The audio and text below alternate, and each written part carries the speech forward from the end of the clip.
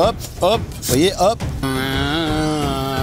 On a eu des recensements de personnes mangées par des anacondas. Le jour où il vous mord, vous perdez la main, le bras ou la vie.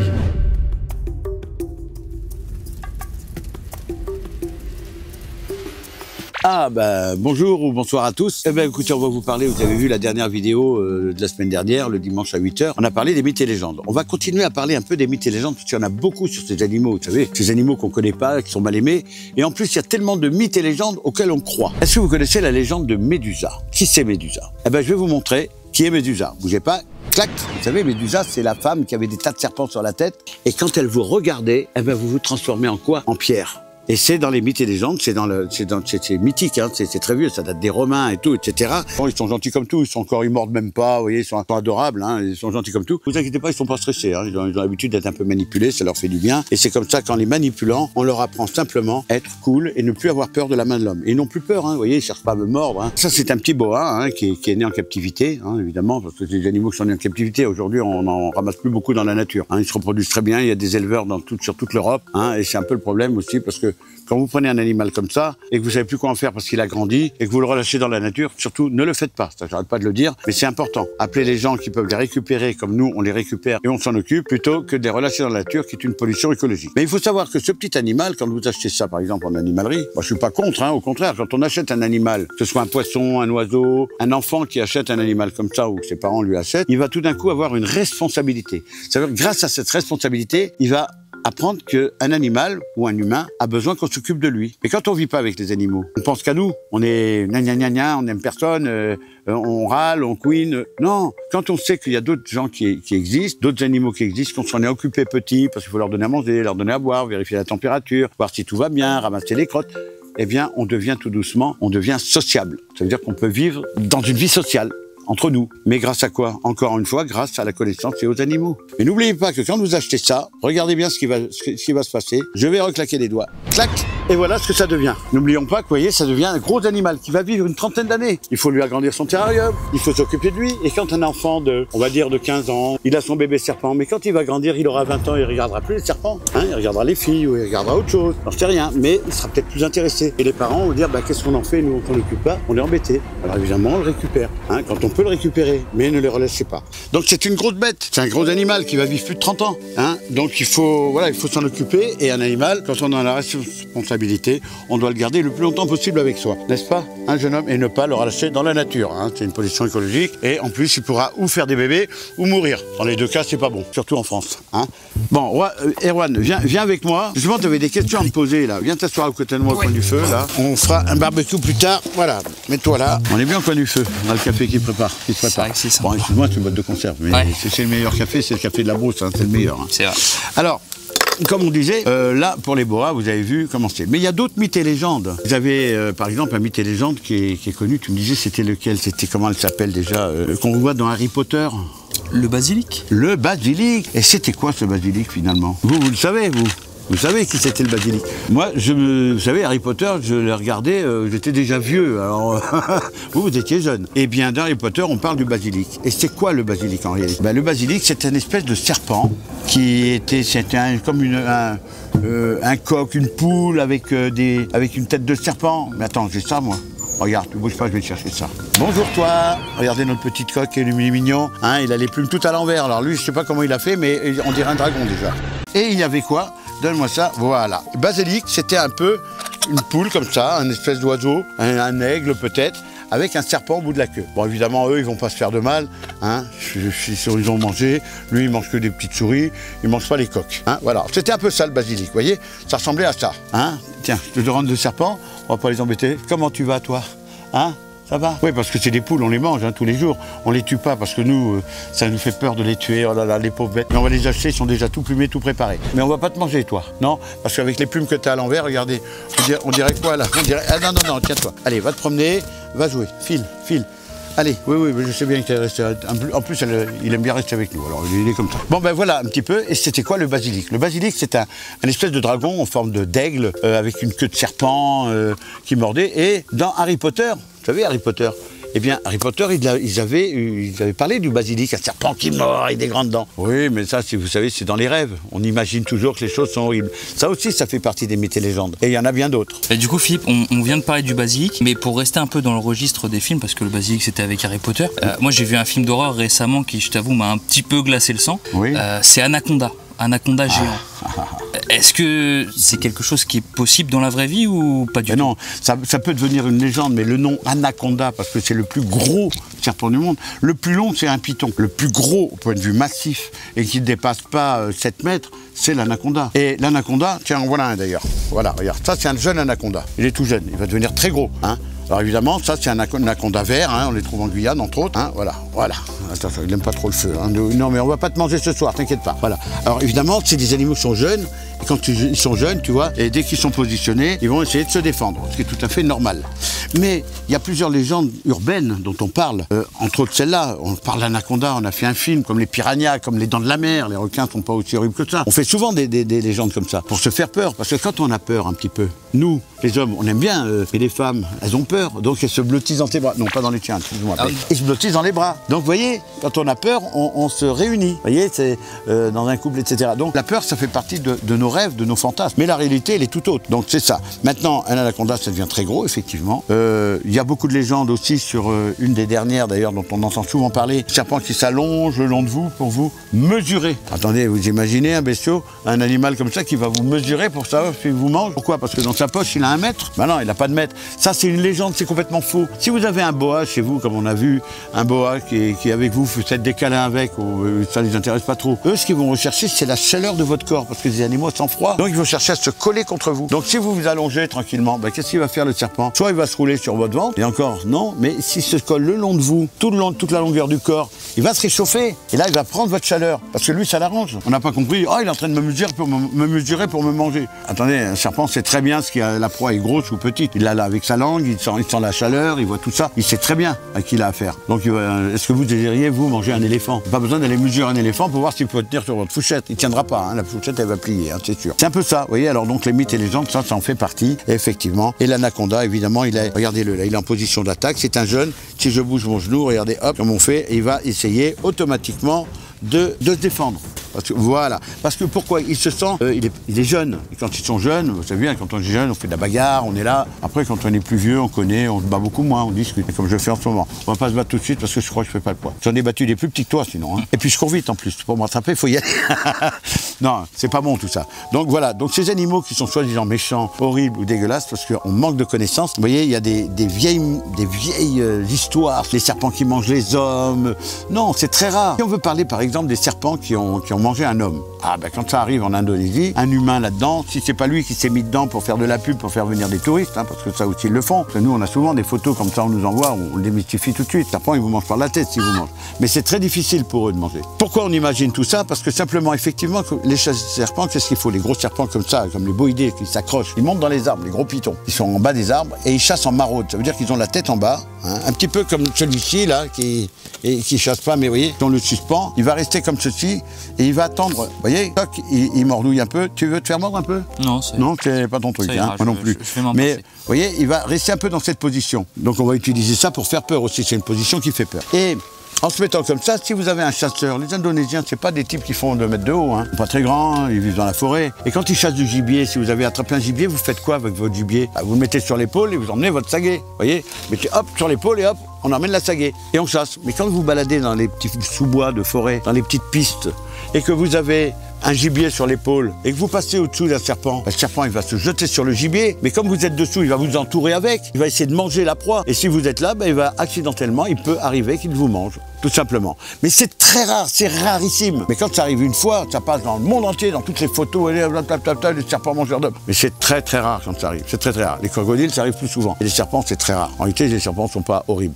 Là aussi, ça fait partie des mythes et légendes, le serpent mange de l'homme. En général, il mange pas de l'homme. On a eu des recensements de personnes mangées par des anacondas ou c'est vraiment une lubie de... Non, il y a des recensements, ça arrive, hein, mais c'est des gens qui vivent dans la forêt en général. Donc il n'y a pas de médias, ils en parlent entre nous, ça devient le serpent qui vient ça devient pas crédible. Par contre, quand ils ont compris qu'il y a un qui est là, que ça peut appeler des touristes parce qu'il y a le serpent qui a mangé l'homme dans tel village et tout, eux, touristes, ça mène de l'argent. Oui. Et ils courent un peu pour l'argent, parce que dans la brousse, il faut se nourrir, il faut se débrouiller. Ils en profitent pour médiatiser l'affaire, on va dire. Okay.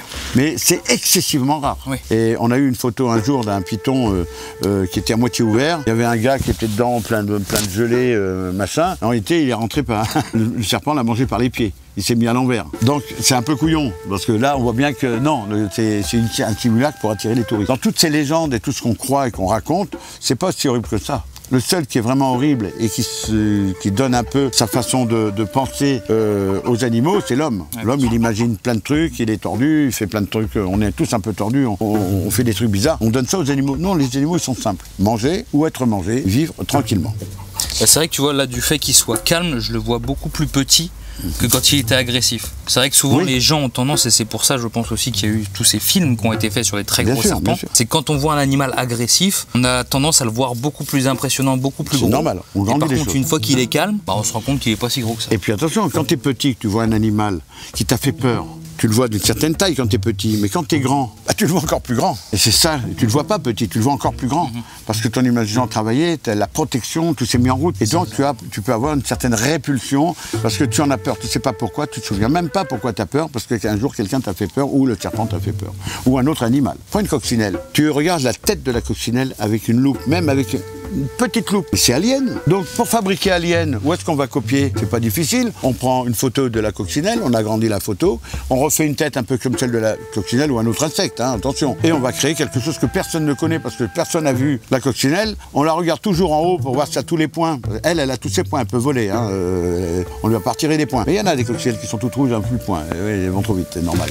Hein. Mais les coccinelles, on les voit comme ça. Mais quand on les regarde de près, ah là c'est un monstre tout d'un coup. Parce qu'on n'est pas habitué à voir ce genre de choses. Ça mange avec, ça n'a pas des dents comme nous, ça mange avec des petites chélicères. Ça mange... Alors là, et là, si on reproduit ça en grand, bah là on a Alien. Bien sûr. On a Alien. Donc il ne faut pas chercher loin, hein. Il suffit de prendre ce qu'on ne connaît pas et on amène à ceux qui ne connaissent pas, justement, c'est génial. C'est comme ça, les mythes et légendes qui démarrent, etc., où on crée des monstres et des monstres. D'ailleurs, en Thaïlande, le grand serpent qui fait le tour des temples, souvent on voit dans les temples thaïlandais, vous avez un grand serpent qui fait tout le tour et on voit les têtes qui sortent, avec les 7 têtes ou la tête. En réalité, ça n'a même pas été pris sur un serpent, ça a été pris sur un poisson. Un poisson qui peut mesurer très très long, vous avez peut-être vu, qui annonce d'ailleurs, c'est un poisson, quand on le trouve dans la mer, il annonce un tremblement de terre, il annonce des choses graves quand on le retrouve mort sur les plages. C'est un poisson qui peut faire 10 mètres, 12 mètres, qui est tout plat, il est haut comme ça à peu près, et très long. Et qui a toutes ces barbichettes qui sont rajoutées sur les temples des dragons, où on voit toutes ces barbichettes et ces poils qui sortent. Et ce poisson-là qui a été un peu travaillé, vous voyez. Donc c'est un peu, voilà, c'est un peu spécial. Il faut bien comprendre comment on est amené à exagérer les choses pour faire peur. Parce qu'il ne faut pas oublier qu'un peuple qui a peur, il va voir le chef. Et il écoute le chef. Un peuple qui n'a pas peur, il fait ce qu'il veut. Donc il faut faire un peu peur à son peuple, en Thaïlande ou dans d'autres pays, hein, dans tous les pays du monde. Nous, on est bien placés aussi, hein, pour que le peuple nous écoute et écoute les chefs en disant qu'est-ce qu'on fait, chef, qu'est-ce qu'on fait, chef. Voilà. C'est un peu ça. C'est ce qu'on retrouve un peu dans la nature. On est un peu, parce qu'on n'a pas toutes les connaissances. Hein. Après, quand on est plus vieux, on a pas mal de connaissances. On voit bien que tout ça, c'est de l'esbrouffe d'humains qui bricolent. Mais voilà, c'est comme ça. Par contre, on a aussi un truc dont tu m'avais parlé, une histoire de plumes, de serpent à plumes. C'est ça, une vieille légende aztèque.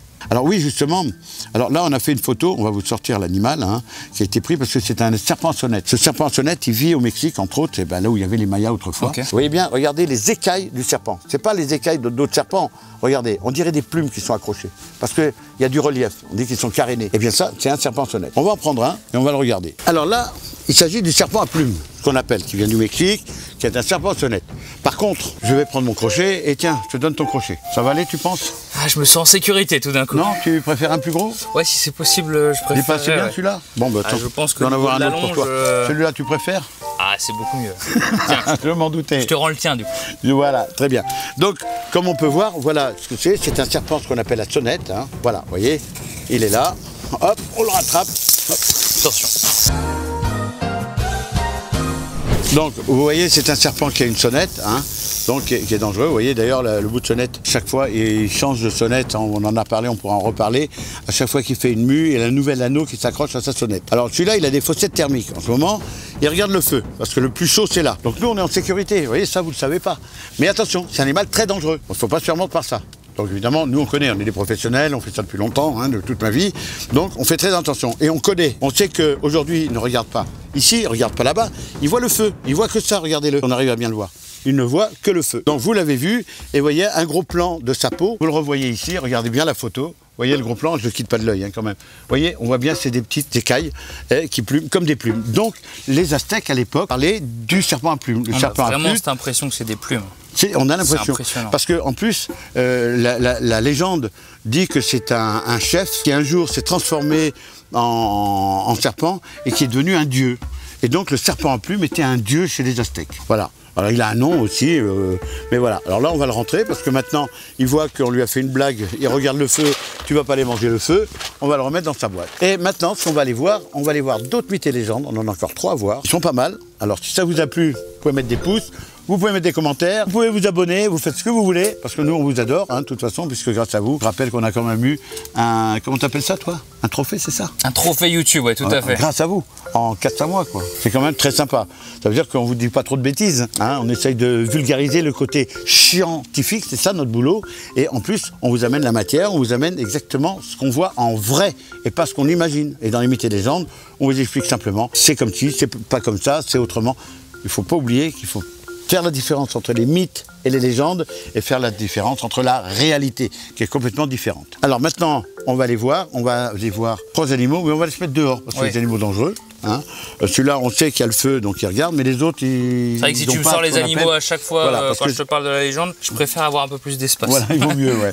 Et il faut savoir que ces animaux, les serpents-sonnettes, ont des petits trous ici, ils ont les narines, des trous ici, des yeux.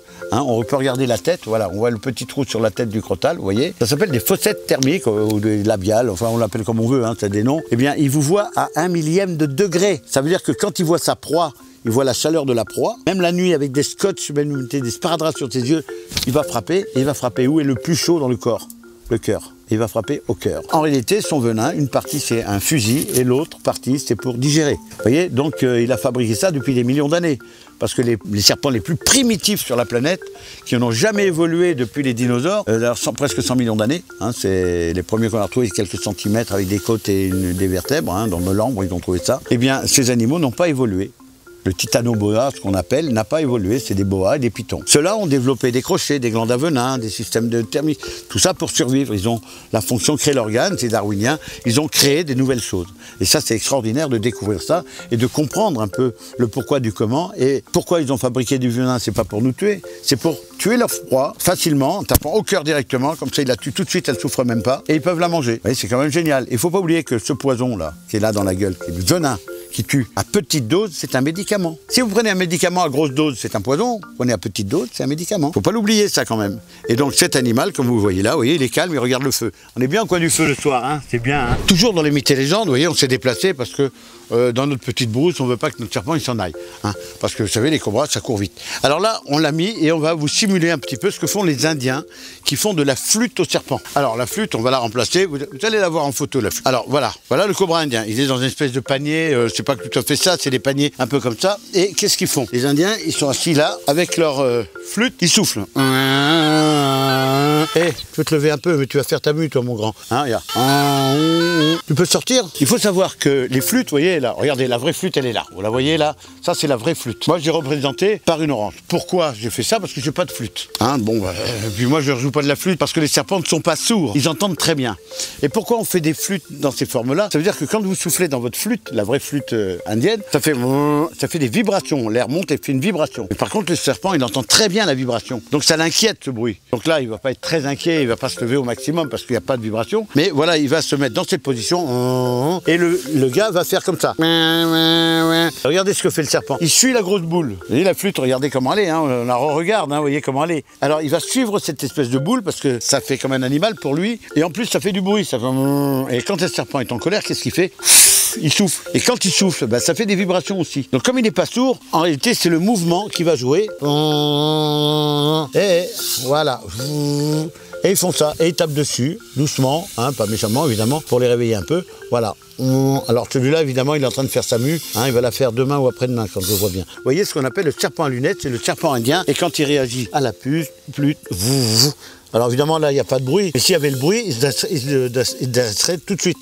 Ça aussi, c'est une légende. Ça marche, ça existe, mais ça ne marche pas comme on veut. comme on imagine. Donc voilà, ça c'est le serpent, le cobra à lunettes, hein, qu'on appelle. Hein. Voilà, il est beau. Voilà, c'est ce qu'on appelle le naja naja dans son nom scientifique, le cobra à lunettes. Donc là, il fait sa mue, il voit pas bien, mais attention, c'est un animal qui est très dangereux. Alors les Indiens les manipulent parce qu'évidemment, comme ils n'ont pas d'adrénaline, l'animal est beaucoup moins inquiet. Ils sont évidemment assis par terre et ils sont avec comme ça et ils leur font... Voilà, ça c'est le fameux cobra à lunettes. Hein. C'est une légende depuis toujours, ça fait des milliers d'années qu'ils font ça. Les charmeurs de serpents qui sont en Inde. Et on le reconnaît bien parce que c'est celui qui a les fameuses 2 lunettes. Et pourquoi il a des lunettes comme ça? C'est pour faire croire qu'il a des très gros yeux. Ses yeux sont plus gros que ce qu'il a. Donc c'est un gros animal, il va se gonfler en plus, se lever pour montrer qu'il n'est pas bon à manger, il est trop dangereux pour les autres prédateurs. Voilà, on va le rentrer. On va rentrer mon grand? Oui, on va rentrer. On va rentrer à la maison. Oui, on va rentrer à la maison. Voilà. Alors, évidemment, hop, lui il est calme, il est tranquille. Mais je vais pas l'attraper avec les doigts pour éviter, comme il va changer de peau, hein, qu'on ne va pas lui déchirer sa peau. On va attendre un peu que tu fasses ta mue naturellement. Hein. Vous voyez, ils nous connaissent tellement que, ne t'inquiète pas, il connaît mes vibrations. Ils sont même plus inquiets, quoi. Là, on les a mis dans l'herbe, ils sont pas inquiets du tout. Hein. Voilà. Donc les animaux, quels qu'ils soient, ils sont dangereux ou pas dangereux, il faut savoir qu'ils apprennent à nous connaître et nous les connaître. Et à ce moment-là, on leur fait beaucoup moins peur, ils sont moins agressifs. Hein. Mais je rappelle, attention, animal très dangereux, ne refaites pas ça, parce que si vous ne connaissez pas, ou même si vous connaissez, le jour où il vous mord, vous perdez la main, le bras ou la vie. Hein, faut pas l'oublier. Voilà, on va rentrer à la maison, te remerciant, puis tu vas aller faire tes petites nuits tranquillement. Hein, voilà. Maintenant, on va passer à autre chose. On va aller voir l'autre cobra. Et le cobra qui est une vraie légende, qui vit en Thaïlande, qu'on appelle le cobra monocle, qui a un rond. On va le sortir, on va le regarder. Alors ici, vous avez un cobra, hein, c'est le cobra, ce qu'on appelle le cobra monocle. Il y en a aussi en Inde, hein, et il y en a surtout en Thaïlande. Et en Thaïlande, voilà. Hop, hop, vous voyez, hop. Il a une légende, cet animal. Parce que vous voyez, il a un gros œil pour montrer encore une fois que c'est un gros animal qui est caché derrière, on ne peut pas le manger, c'est sa défense. Mais les Thaïlandais disent que quand Bouddha était en méditation, le soleil tapait sur sa tête très fort. Et quand on est en méditation, on ne se rend pas trop compte et il a failli mourir. Et les cobras sont arrivés, 7 cobras qui se sont mis au-dessus de lui. On voit la statue qui est là d'ailleurs. Hein. Et 7 cobras ont protégé Bouddha pour pas qu'il attrape une insolation et qu'il meure. Du coup, qu'est-ce qu'a fait Bouddha? Il a mis son doigt pour remercier le cobra ici, et c'est ce qu'on appelle le doigt de Bouddha. Le rond qui est là, c'est le doigt de Bouddha. Vous voyez, doucement, je te connais, je sais que tu es couillon. Je sais que tu es couillon. Je sais très bien que tu es couillon. Voilà, allez, tu arrêtes un peu. Ah bah, t'es en colère, t'es dehors. Hein. Voilà. Allez, dodo dans ta maison, dodo dans ta maison. Voilà, hop, il est rangé. Alors, je répète, ne faites pas ça, s'il vous plaît. C'est très dangereux. Moi, j'ai au moins 50 ans d'expérience avec les Indiens, avec les Thaïlandais. Je manipule, les Africains aussi, avec les cobras africains. Je manipule et je fais très attention. Sinon, je ne serai pas là pour vous parler, ça, je vous le garantis. Donc, faites attention, ne touchez jamais à ça. Laissez où les sons. Et quand on vous les présente, on les montre. S'il y a des gens qui connaissent en Thaïlande, etc., c'est qu'ils n'ont plus de crochets ou que ces animaux qui sont complètement habitués à l'homme. Mais attention, ça reste dangereux. Ne l'oubliez pas. Je vais vous montrer un autre serpent qui, lui, vit dans les forêts du Congo, du Gabon et de la Centrafrique, surtout en Centrafrique. On a ce qu'on appelle la Bitis gabonica. Je vais vous montrer ce que c'est la plus grosse vipère du monde. On va la sortir, on va la poser dans l'herbe, on va la regarder. Alors voilà, il s'agit là de ce qu'on appelle la Bitis gabonica, qui a des grands crochets. Vous voyez, c'est la plus grosse vipère, elle est énorme, hein, c'est une grosse vipère hein, par rapport à celle de France. Hein. Nous, on a des petits trucs, eux, ils ont des gros machins. Hein. C'est un gros machin pour les Africains. Là. Hein. Alors eux, ils les mangent. Hein. Et il faut savoir qu'il y a plusieurs trucs. Quand on part chez les pygmées, parce qu'à l'époque, quand j'étais jeune, j'allais dans la forêt avec les pygmées récupérer ces animaux-là, qu'eux mangent. Les Africains les mangent, ces animaux-là. Il suffit de couper la tête et on mange le reste. Hein. Et j'ai récupéré ces vipères parce qu'on les amenait et on collectait le venin. Et j'étais jeune, j'avais 15-16 ans, je sais plus, j'étais jeune. J'ai amené ça à Pasteur, parce qu'on avait un hôpital Pasteur, qui congelait à moins 80 le venin pour envoyer en Allemagne à Hoche pour faire des sérums. Vous voyez, ça remonte. Donc ces animaux-là, ils ont été toute ma vie à côté de moi. Toute ma vie, je les ai connus. Hein, je les connais bien, je connais leur réaction. C'est un animal très lent, très tranquille. Et le jour où il s'énerve, il y a intérêt à dégager. Parce que c'est très rapide et très puissant. Ça frappe très fort, parce que c'est que du muscle hein, qu'il y a là-dedans. Et ces animaux ont des crochets qui font jusqu'à 5 cm de long, vous imaginez. Donc quand ils rentrent dans la peau, c'est vraiment une intramusculaire. Il y a même eu un accident, un gars qui s'est fait mordre, le crochet a traversé, le venin est sorti. Il a traversé la main ici, et le venin est sorti de l'autre côté, il n'a rien eu. Beaucoup de chance. Là, il vient me voir, mais elle n'est pas en position de S pour m'attaquer. Donc ça va, j'ai pas à m'inquiéter. Mais enfin quand même, je rappelle que ça, c'est pas des choses à faire. Hein. Alors, la légende africaine, pygmée surtout, quand je vais voir les pygmées, je vais dans la forêt, bon, je retrouve les pygmées, hein, ils ont une odeur assez forte, on les reconnaît bien, on sait où ils sont, on les piste facilement. Et une fois dans la forêt, ben, je leur demandais, dans leur langue, hein, parce que le problème c'est qu'on, voilà, ils parlent pas bien le français. Donc je leur demandais, ah, Mbigiso, Ang, Boso, Longo, Mboma. Ça veut dire je cherche le serpent qui s'appelle la bitis, la grosse vipère qu'on appelle longo mboma, c'est le nom en sango dans les langues africaines. Et je leur disais, j'ai besoin ces animaux pour prendre le médicament qu'il y a dans sa bouche. Parce que, évidemment, avec le sérum, on ne dit pas que c'est du poison, on dit que c'est un médicament qu'on utilise, on envoie chez les Blancs. Les Blancs, ils le traitent pour faire un médicament quand on est mordu par cet animal. Donc, pour eux, ils disent, ah oui, Mbosola. Ils me disent, le serpent là. Mais c'est le serpent, il jette ses dents. Comment il jette ses dents? Il ne mord pas. Il jette ses dents. Je dis, pardon. Les pygmées, je leur demande, mais pourquoi il jette ses dents? Reste là, toi, ma chérie, va pas trop loin. Voilà, t'es bien ici, là. T'es belle comme tout, en plus. Hein, elles se confondent bien dans les feuilles mortes. Comment ils jettent ses dents? Parce que, évidemment, quand ces vipères mordent, elles ont toujours, comme toutes les vipères, une dent et une dent de ressource derrière. Comme elles mangent une fois par mois, hein, je me recule un petit peu, hein, parce que... Attends, on va te déplacer, ce sera plus simple, hein, parce que je vais taper dans les cages après. Viens là, hop là, voilà. Donc, ils disent que c'est un serpent qui jette ses dents. Évidemment, quand vous regardez le crâne qu'on voit en photo, vous voyez, il y a une deuxième dent en préparation derrière, vous voyez, derrière. Ça veut dire que comme ils mangent une fois par mois, une fois tous les 15 jours, on se passe souvent, la dent qui a servi à mordre la proie avant est usée. Elle va pas bien rentrer, donc elle va tomber. Elle va tomber et on va la retrouver dans des excréments parce qu'elle va l'avaler. Ou alors, quand elle a mordu une proie, la dent reste plantée dans la proie. C'est pour ça que les pygmées, quand ils se font mordre par ces animaux, ils disent « Ah, Mbosso, il a fléché ses dents, il a jeté ses dents dans mon bras, ou dans ma jambe, ou dans mon pied. » Parce que la dent reste accrochée. Donc pour eux, ça va tellement vite quand ils mordent que pour eux, ils flèchent ses dents. Donc c'est une légende. Mais c'est pas la réalité. Ils mordent, mais ça va tellement vite, tac, clac, ça va tellement vite qu'on le voit même pas. Et quand il s'est jeté, on a déjà en train de courir, on voit même pas la suite.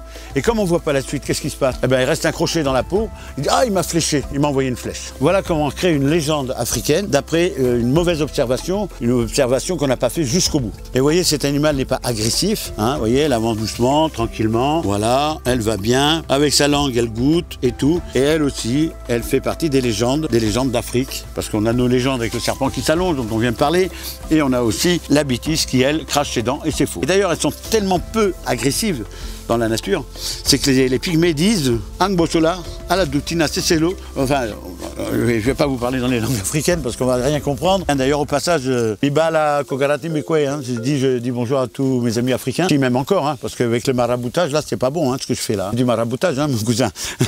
Voilà. Eh bien, il faut savoir que quand il s'assied dans un arbre, au pied d'un arbre, dans les feuilles, on ne le voit pas, hein, on dirait des feuilles mortes, tout ça. Ça bouge, ils se lèvent, ils font ah! Ils disent comment, je suis assis sur un serpent. Oui, ils se sont assis sur la bitis, puis elle n'a pas cherché à mordre, parce qu'elle n'était pas en position de maraude et en position d'attaque. Simplement, ils se sont assis dessus et ils disent souvent on s'assied dessus, il nous prévient, on sort, c'est tout. Après, il la tue, il la mange évidemment quand il la trouve. Hein. Mais voilà comment ça se passe. Hein. Voilà, mais c'est un animal très calme, très tranquille. Et rappelez-vous, les costauds, les forts, ceux qui sont capables de faire du mal, ne sont pas des méchants. Ils sont cool, tranquilles. Les petits qui ont rien, tu es en train de foutre foutre la pagaille, eh bien ça, c'est les petits. Donc quand vous êtes costaud, vous n'avez pas peur, vous n'êtes pas embêté. En général, vous ne cherchez pas la bagarre. Voilà, je vais vous laisser pour ce coup-là. Hein. Puis n'hésitez pas, si ça vous a plu, n'hésitez pas à vous abonner. Écoutez, likez, vous connaissez la musique, je ne vais pas répéter à chaque fois, mais c'est vrai. Et n'oubliez pas qu'on est un refuge, vous connaissez la suite aussi. À bientôt, je vous laisse. Bon les gars, débrouillez-vous, je m'en vais.